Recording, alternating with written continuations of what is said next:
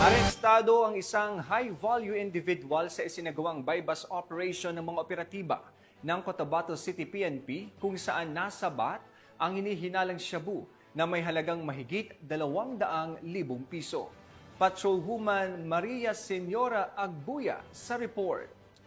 Arestado ang isang high-value individual na si alias Magid 28, payong-payong driver at residente ng Rosario Heights 10 matapos ang bypass operation ng Cotabato City PNP nito lamang ika-29 ng Hulyo taong kasalukuyan. Nasamsam sa operasyon ang 35 gramo ng hinihinalang shabu na nagkakahalaga ng 238,000, bypass money at iba pang non-drug paraphernalias. Nasa kustodiya na ng pulisya ang sospek at haharap sa kasong paglabag sa Republic Act 9165 o Comprehensive Dangerous Drugs Act of 2002.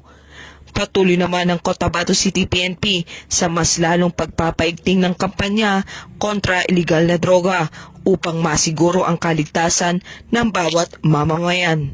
Mula rito sa rehiyon ng Bangsamoro, ako ang inyong Police News Network Correspondent, Patrolwoman Maria Senora Agbuya, alagad ng batas, tagataguyod ng Balitang Pulis.